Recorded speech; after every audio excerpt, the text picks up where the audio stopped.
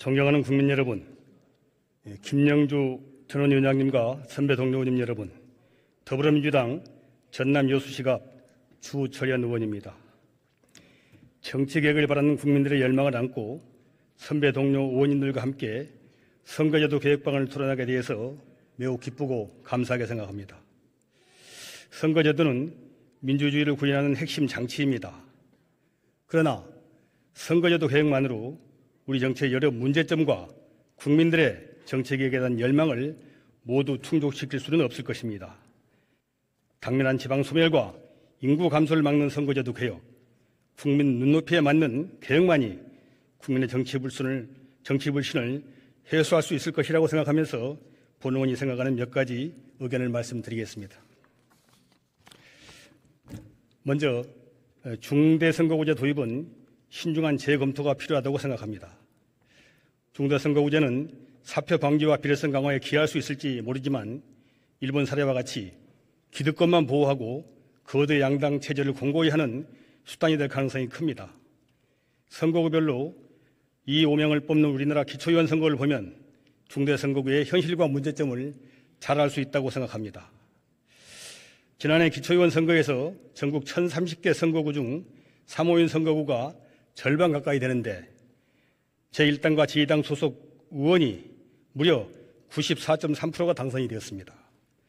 중대선거구와 다당제를 지향하는 것이라면 이는 잘못된 처방임을 보여주고 있다고 생각합니다. 또 중대선거구제는 기존 정치인들의 기득권을 보장한 제도로 국민들의 정치개혁 열망에 배치된다는 지적에도 겸손하게 귀를 기울여야 된다고 봅니다. 3호인을 뽑는 중선거구제는 같은 당내 후보들끼리의 무한 과잉 경쟁, 이로 인한 당내 파벌 형성과 갈등 발생, 당선 후 책임구역 불분명으로 유권자들의 불만 급증과 책임 정책의 실종 등 많은 문제점을 노정하고 있습니다. 현재는 지역위원장이 나서서 기초위원들 간의 갈등을 조정하고 민원과 업무를 재분장해주고 있습니다마는 이들이 만약 국회의원들이라면 누가 나서서 갈등과 업무를 조정할 수 있을지 도저히 가늠이 가지가 않습니다. 우리나라 중대선거구제는 유신 시절의 시작에서인지 55%의 국민들이 현행 소선거구제를 찬성하고 있습니다. 이와 같은 이유로 저는 중도선거구제 도입은 재검토되어야 한다, 이런 의견을 말씀드리고 싶습니다. 저는 현행 소선거구제를 유지하고 비례제는 권역별, 병립형, 개방형 비례제로 전환하되 지역의 대표성을 살릴 수 있도록 인구 기준에만 얽매이지 말고 바다를 포함한 국토 면적과 경제 규모 등을 반영하는 새로운 선거구 획정 기준 정립이 필요하다고 생각합니다. 우리 헌법 41조 2항은 국회의원수는 법률로 정하되 200인 이상으로 한다. 제3항은 국회의원 선거구와 비례대표제, 기타 선거에 관한 사항은 법률로 정한다고만 규정하고 있을 뿐 구체적인 선거구 획정 기준을 명시하지 않고 있습니다. 입법 제정에 맡겨둔 것인데 헌재가 나서서 인구 기준은 2대1을 초과할 수 없는 것처럼 선을 긋고 말았습니다. 하지만 헌재 결정은 재검토되어야 한다, 이렇게 생각합니다. 국가는 영토와 국민, 주권이 있어야 존재할 수 있고 우리 헌법도 제1조부터 3조까지 규정하고 있습니다. 인구는 국가의 한 구성 요소일 뿐 영토와 주권에 우선하는 것이 아님에도 인구가 국토, 즉 지역 기준에 앞서는 절대적 기준인 것처럼 내린 결론은 변경되어야 할 것입니다.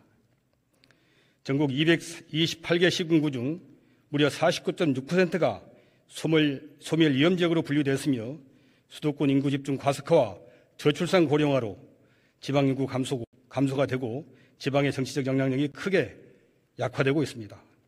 현행처럼 헌재 결정에 따른 인구 기준이 획일적으로 적용되면 수도권 이외 농어촌 지역 선거구가 축소되는 상황이 지속되고 지방 소멸이 가속화되어서 대한민국의 지속 가능성도 크게 위협받게 될 것입니다. 지방의 인구는 물론이고 육지와 섬, 바다 면적 그리고 경제적 규모를 선거구 획정 시 꼭 반영해야 합니다.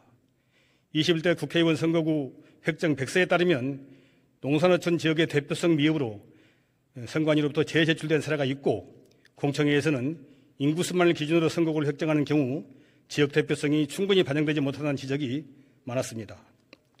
캐나다와 독일은 선거구 획정 시 지역의 경제적 규모와 중요성을 고려해서 지역 간 균형과 공정한 대표성을 확보하고 있고 노르웨이는 해상 영역과 연안 지역을 고려한 선거구를 설정하고 있습니다. 뉴펀들랜드 등 해양 지역의 이창 국가들은 일부 영해를 포함하는 선거구를 구성하고 미국의 하와이, 알래스카, 플로리다, 캘리포니아, 워싱턴주 역시 인근 수역을 선거구 경계선에 포함하고 있습니다. 이러한 입법률은 우리나라에도 존재합니다.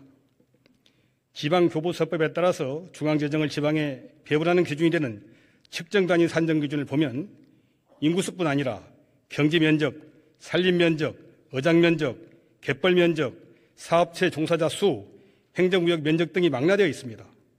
이러한 입법률을 참고해서 선거구 획정 시 인구는 물론이고 행정구역 면적, 경제 규모 등을 모두 포괄하는 새로운 기준을 수립해야 된다고 주장합니다. 수산업과 해양관광, 해양자원개발 등 바다의 중요성이 갈수록 커지고 있는 만큼 해상 면적도 행정구역에 포함해서 선거구 획정 기준으로 재검토되어야 할 것입니다.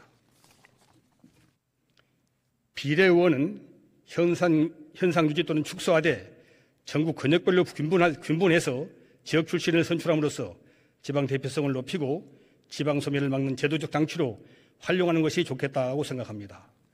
한국행정연구원의 여론조사에 따르면 비례대표 의석 확대의 부정적인 의견이 무려 82%를 넘고 있습니다. 반면 비례대표를 확대해야 한다는 의견은 15.7%에 불과했습니다. 31%는 현재 의석 유지를 선호했고 비례대표 폐지는 27.1%, 현재보다 비례대표 의석 축소에는 24%가 동의했습니다. 국민이 원하는 방향은 비례대표 의석 확대가 아니라 감축이라는 것입니다. 지역구 후보에게 1표, 정당이 추천한 비례대표 후보에게 1표를 행사하는 권역별, 병립형, 개방형 명부제를 도입하되 정당은 해당 지역에서 일정 기간 이상 비례대표의 지역대표성을 높여야 한다고 봅니다. 이것이 지방소멸을 막는 제도적 장치로서 유용하다고 생각합니다. 스웨덴, 덴마크, 핀란드, 일본 등 많은 국가들이 권역별 개방형 비례대표제를 도입해서 성공적으로 운영하고 있다는 말씀을 드립니다. 끝까지 경청해 주셔서 고맙습니다. 감사합니다.